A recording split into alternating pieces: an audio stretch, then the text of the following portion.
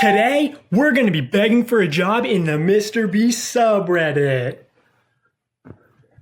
Today, I wanted to do a video showing my process of coming up with ideas. This is sort of to show the Mr. Beast team how I operate, but also I think this could be a good resource for other people trying to do YouTube. Which, by the way, someone from Mr. Beast did DM me, and I did send him the $1,000, so something should be happening pretty soon. I'm going to talk broadly about how I approach problems, systems framework, thinking from first principles, feedback and iteration, and just how these concepts apply to YouTube and coming up with ideas. For me, when I'm tasked with solving a problem, I spend more time breaking down the problem than I do actually trying to solve it. So I view the universe as a hierarchy of systems. Quarks make up atoms, which make up molecules, DNA, organelles, cells, organisms, organizations, and so on. The universe sorts itself into these higher complexity systems over time, like a self-solving puzzle. And this evolution process exists everywhere, not just in nature. Animals evolve, cars evolve, YouTube videos evolve, all according to survival of the fittest. Anyway, the same way an organism or a car is made up of smaller components, so is a YouTube video. And since there's no lexicon for the anatomy of a video, I'll just refer to all subsystems as components to keep it simple. So every video exists as a hierarchy of components that evolve to have better environmental fitness. For example, a thumbnail evolving to have better CTR or AVD. Now with content, if you try to follow any of these hierarchical threads down to their lowest fundamental truths, you'll usually end up at studies on viewer psychology, the limbic system, or human evolution, just like the innate human desires. So the environmental fitness of content seems to be how well it induces a state of satisfaction in the viewer, or content.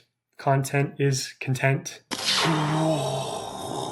Now, really, first principles and analogy are a spectrum, essentially just how low on the hierarchy you go to find components to assemble something new. You wouldn't build a car thinking about atoms. I don't build a YouTube video thinking about pupil arousal graphs. Also, the more components you change, the wider the variation in success is. So if a system of components is very successful, then usually a small iteration on that system will also be successful. And generally, the closer you are to an optimal system, the less components you want to change, which is why the design of a spoon hasn't changed in 100 years, or why every iPhone seems like a smaller iteration of the previous iPhone. And of course, not all components, like not all genes, are created equal. So the goal, as I see it, is to identify and collect viral components and then assemble them in new ways to create a new improved system. I do this sort of like pessimistic perfectionist juggling act of like identifying the worst component in the system, improving it, and then identifying the next worst component in the system, improving it, and so on. Also, in evaluating a component, I not only factor in virality,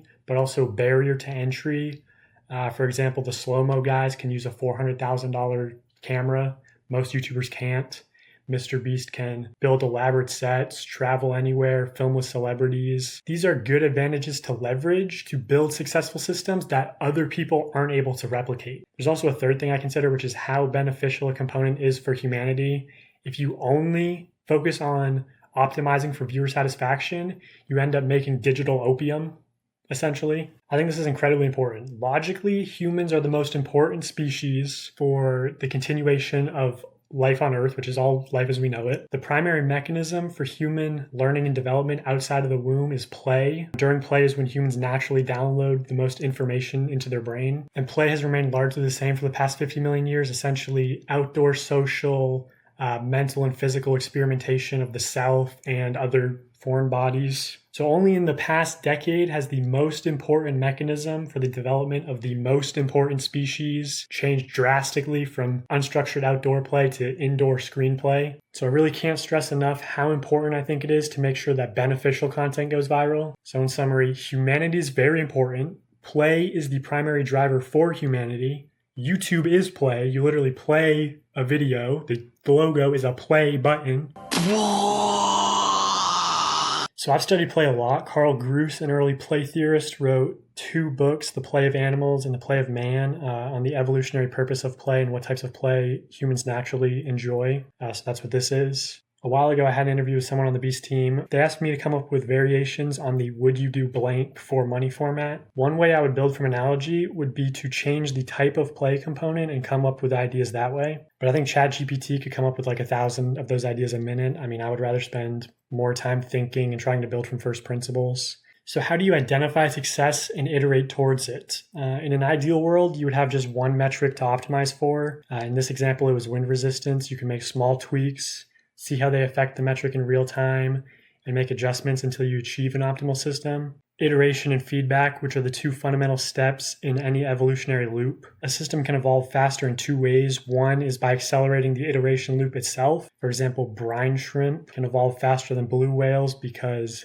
they have shorter generations and they produce more offspring. Or two, by gaining understanding into the relationship between the iteration and the feedback, which is uniquely human and insanely overpowered. So let's say you have 100 units of matter and you have to place them on this grid with the goal of reducing horizontal wind resistance as much as possible. You can imagine that by testing every single possible iteration, you would eventually arrive at the optimal solution.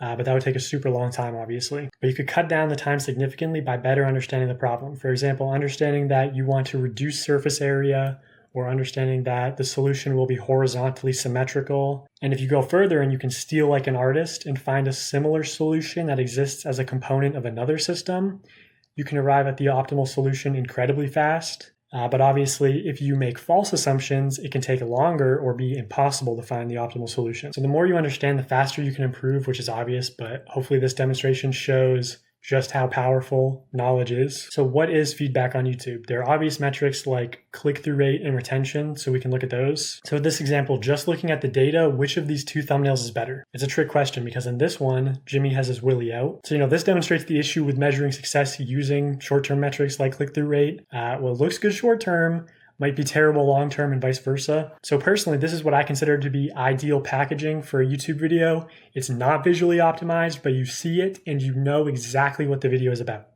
The only reason someone would click on this video is if they want to see a horse kick a tree, fart on dogs, then run away. You don't miss out on viewers by under-promising, but you also don't frustrate viewers by over-promising. You match expectations exactly. A lot of YouTubers and media entities in general fall into this trap of trading their long-term reputations for short-term success. You used to see it a lot with clickbait, so optimizing CTR doesn't always work, but let's look at retention. Of these charts, which is better? Well, to the algorithm, the top may look better and it may get promoted more. It has a higher average view duration, meaning a lot of viewers are sticking around until the end. This is true. But let's add some context here. And this is where I will attempt to criticize a Mr. Beast video. Keep in mind that this is just my opinion. I could be wrong. When you hear this description, what are your expectations? This is a $250 million private island. Literally anything you could ever want is on this private island.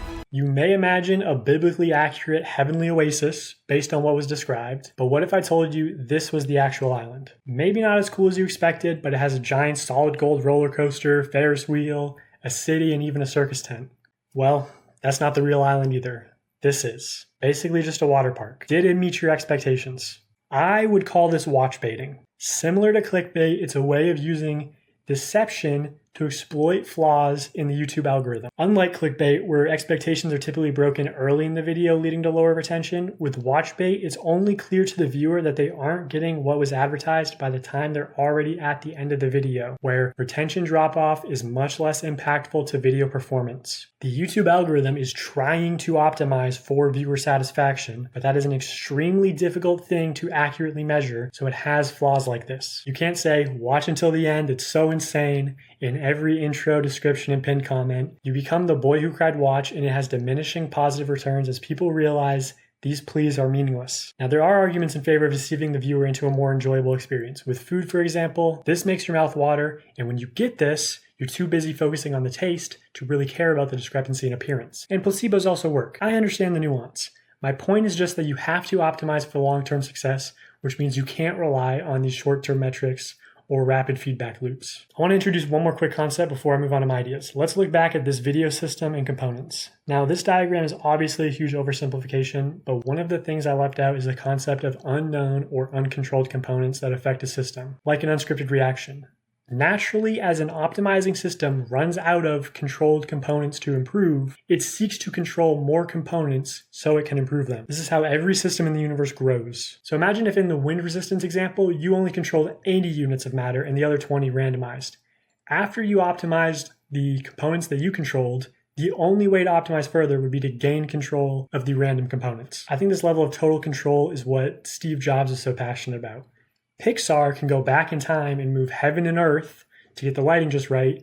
Mr. Beast loses $250,000 if one shot is out of focus. So for the purpose of optimization, you need control and predictability. But it's not easy to transition from authentic, unscripted content to a fully controllable system. I think this transition problem was apparent with Train versus Pit. Now I get it, you're Jimmy. You walk into the editing room, see this, and think, dang, we should have had train tracks going down the pit. You try to add them in post, but as a viewer, you notice the train tracks look a little off, and you start getting skeptical. Next, you notice the spinning bus wheels look fake, the pit looks fake, is that guy fake? It just makes everything feel fake when the whole point of the video is that you're doing real experiments. So there was some public backlash against the CGI. Guys, what is going on? Okay, so that's all the criticism, and I could be completely wrong. But, the point is, in my opinion, I don't think Mr. Beast especially should ever lie or deceive the audience intentionally. Any slip-ups could be used against Jimmy at any time, permanently staining his reputation and hurting future endeavors. I think you should be transparent to the point where it's a clear handicap, actually, like running with weights on. One good way of doing this would be uploading behind the scenes, which I think there's a lot of demand for. And, if you want to make scripted content, you definitely can.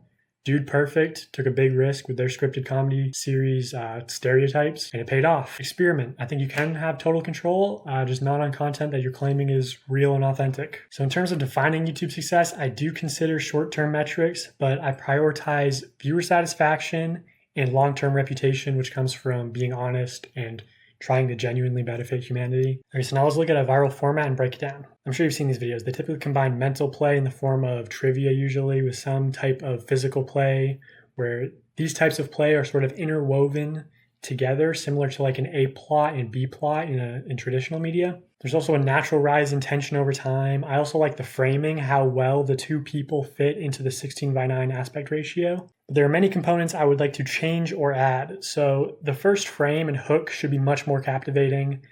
Typically with these videos, the climax isn't very rewarding, with one contestant just kind of giving up. No moment of like shock, prize, or celebration. Also, if you look at this channel, the challenges are often very similar and easy for other channels to replicate. Also, typically viral videos have some extreme element, whether it's something that's extremely impressive or advanced or satisfying or cute or funny or relatable or excessive or heartwarming. Most viral content takes some innate human desire to the extreme. Also, I will add one component which doesn't usually improve viewer satisfaction but does improve its performance, which is replayability. This is because most short form content algorithms do incentivize higher average view duration, even beyond 100%. Here, essentially, the physical challenge is this challenge from Survivor where a contestant has to hold a hand above their head to keep a bucket of water from tipping over. Except in my short, it's a clear bucket of chocolate sauce. The contestants are standing on clean white stairs, and the mental challenge is trying to guess what sculpture is being made out of chocolate. The lower part of the frame is a video of this guy who's viral sculpting chocolate, sort of organically imitating split-screen TikToks. For one of his sculptures, he melts down Feastables and makes a Mr. Beast sculpture, which also has an organic call to action to subscribe. Also, this short is so on the nose for a Feastable promo that I wouldn't even say the word Feastables. I wouldn't overdo it and make the short seem like a commercial, and you kind of want Feastables to just be ubiquitous with chocolate. The exciting climax, obviously, is the chocolate sauce pouring out over one contestant while the other contestant celebrates. Maybe they win a prize or Feastables for life or whatever. So this next idea I had was for competitors to take turns trying to score on a basketball hoop that is just wider than the circumference of a basketball, so it's like a satisfying fit. It wasn't working with the two-person vertical format, so I switched that component out with sort of the crowd at the top of the screen, goal at the bottom format instead. And then this next idea is similar, but instead of it primarily being a physical challenge, I wanted to primarily be a mental challenge. So it's based on the viral gold bar challenge, but the glass box is designed like this. So you have to engineer a way to get the gold out. So just bring the challenge to a college campus and watch people flock to try different ways to solve the problem. So here's sort of a simple taxonomical breakdown of like the genetics of the YouTube videos or whatever. This is another format I came up with. You basically just put a small set, a camera, and a timer on a college campus, challenging anyone to do something impressive or unexpected or funny, whatever adjective. You quickly show the public reaction to the set, maybe a contestant reading out the rules, like what? And then you go into a montage counting down until the winner. Another similar format would be like challenging digital artists to make the most satisfying 10-second video. That's like a hyper-optimized version of the Corridor Crew's most satisfying challenge. And then again, you could replace the adjective with anything. A good sponsored version would be like handing out Samsung phones to college students and saying, film the coolest thing possible. Most cool video in 24 hours wins $10K.